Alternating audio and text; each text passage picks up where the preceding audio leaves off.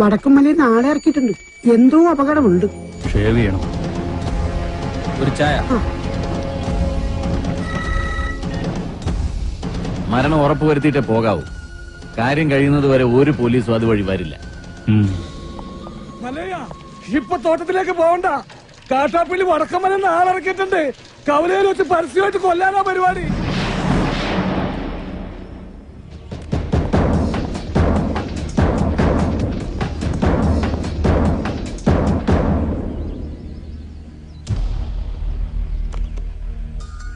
തോട്ടത്തിലേക്കല്ല, കവലയിലേക്കാ പോകുന്നത്.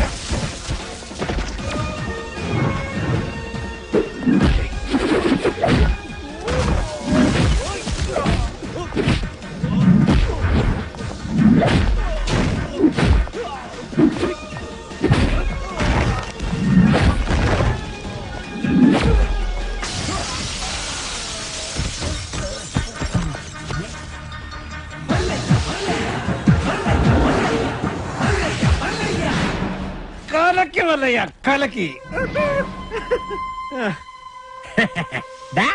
കാട്ടാപ്പള്ളി, എടാ നീ ആണാണെങ്കിൽ ഇറങ്ങി വാടാ. ഇപ്പൊ അങ്ങോട്ട് പോണ്ട. എന്താ പോയാല്? മതമിളകി ആന കുത്താൻ വന്നാലും നെഞ്ചു വിരിച്ച് നിൽക്കുന്നവനാണോ ഈ നാഗേന്ദ്രൻ? നിന്റെ വടക്കമ്മലക്കാര ആണുങ്ങളുടെ മുന്നിൽ തോറ്റോടിയെ കണ്ടില്ലേ? നാണമില്ലടാ നിനക്ക് ഇങ്ങനെ നാറിയ കളി കളിക്കാൻ? ആണുങ്ങളാണ് നേരിട്ട് മുട്ടണം. നേരിട്ട് തന്നെ മുട്ടാടാ.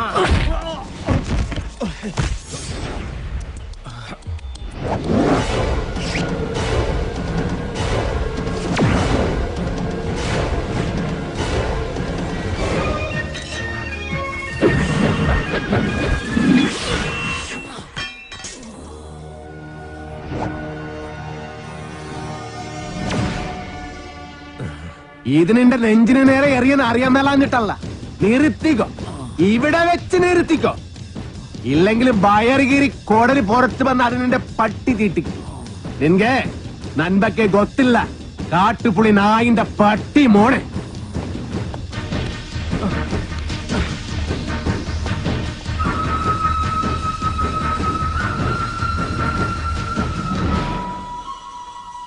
നിങ്ങളൊക്കെ തന്നെയാ കാട്ടാപ്പള്ളി ഇത്ര വളർത്തിയത്. ഒതുക്കണമായിരുന്നു, വളരെ മുമ്പേ ഒതുക്കണമായിരുന്നു.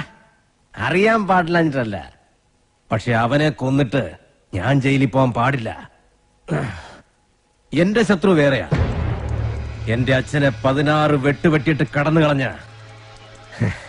എന്റെ ആജന്മ ശത്രു വീരു.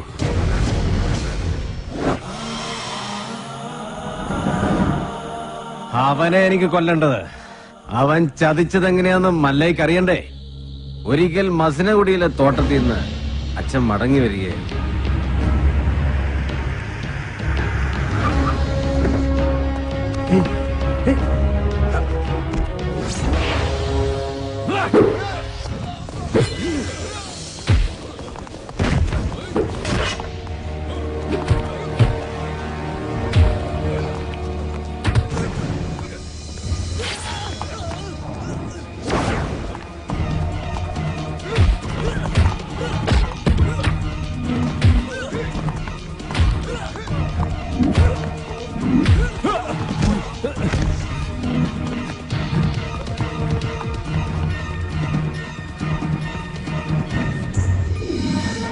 ഇവന് കന്നഡ മാത്രമേ അറിയൂ, മലയാളം തീരെ അറിയില്ല. ആരും പോലും ഇല്ലാത്തവനാ. വീരുന്ന പേര്. ഒരു മകനെ പോലെ തന്നെയാ അച്ഛൻ അവനെ കൊണ്ടു നടന്നത്. ഒരു കൂടപ്പറപ്പിനെ കിട്ടിയെന്ന് ഞാനും കരുതി. പക്ഷേ അച്ഛനെ ആക്രമിച്ചവനെ ഒരിക്കൽ പോലീസ് പിടികൂടി. അവനിൽ നിന്ന് ഞെട്ടിപ്പിക്കുന്ന സത്യമാ ഈ ഗ്രാമം അറിഞ്ഞത്. വീരു അവന്റെ സംഘത്തിൽപ്പെട്ടവൻ തന്നെയായിരുന്നു. ഒരു സഹായിയെ പോലെ കടന്നുകൂടി വൻ കവർച്ച നടത്താനായിരുന്നു അവരുടെ പദ്ധതി. ഇത് അറിഞ്ഞതോടെ എന്റെ അച്ഛനെയും കുറുപ്പച്ഛനെയും ആക്രമിച്ച് പണം തട്ടിയെടുത്ത് അവൻ ഓടി. പക്ഷെ അവൻ ചെന്നുപെട്ടത് ഞങ്ങളുടെ ആശ്രിതനായ വടിവാള് വാസുന്റെ മുന്നിലാണ്.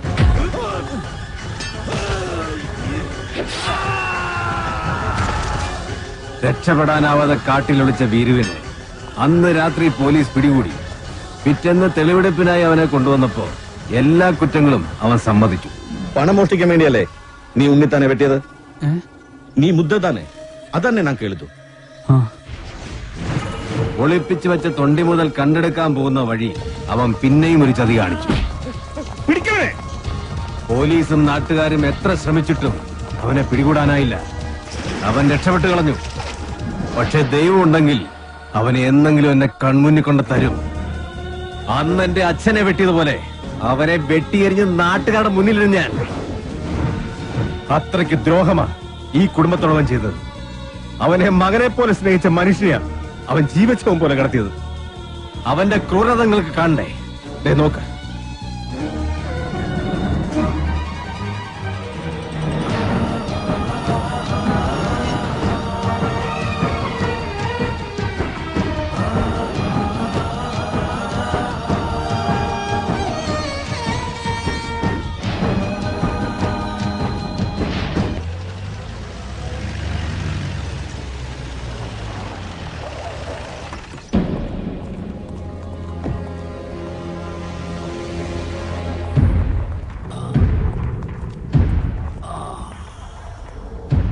അന്നേ ഞാൻ നിന്നോട് പറഞ്ഞതാ വേണ്ടാത്ത പണിക്ക് പോണ്ടാന്ന്. കേട്ടില്ല.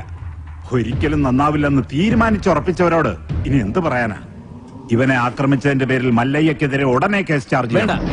ഒരു നിയമത്തിന്റെ രാഷ്ട്രീയത്തിന്റെ സഹായം എനിക്ക് വേണ്ട. നാഗേന്ദ്രനെ ആക്രമിച്ചതിന്റെ പേരിൽ പോലീസ് കേസോ? അത് വേണ്ട. എനിക്ക് ജയിക്കണം. ഈ നാട്ടുകാരുടെ മുന്നിൽ വെച്ച് തന്നെ എനിക്ക് ജയിക്കണം. അവനെ എനിക്ക് വിട്ടേക്ക്. ആ ഡോക്ടറെങ്കിലും ഇവനെ കാര്യങ്ങൾ പറഞ്ഞ് മനസ്സിലാക്ക്. ദേ കല്യാണം കഴിഞ്ഞാ പിന്നെ ഇവനെ നിയന്ത്രിക്കേണ്ട ഡോക്ടറാ. ആ എനിക്കൊരു മീറ്റിംഗ് ഉണ്ട്, ഇറങ്ങട്ടെ. സ്റ്റിച്ച് ഇടണം. അതിനു മുൻപ് മരവിപ്പിക്കാനുള്ള ഒരു ഇഞ്ചക്ഷൻ എടുക്കണം. വേണ്ട, മരവിപ്പിക്കാതെ തന്നെ ചെയ്താൽ മതി. നല്ല വേദന ഉണ്ടാവും. വേദനിക്കണം, നല്ലതുപോലെ വേദനിക്കണം. എങ്കിലേ എനിക്ക് അവനോടുള്ള പക വർദ്ധിക്കും.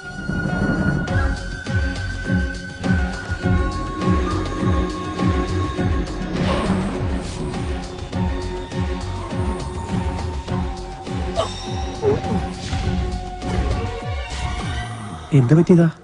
മതമിളകി ആന വന്നപ്പോ നെഞ്ചും വിരിച്ചു നിന്നതാ.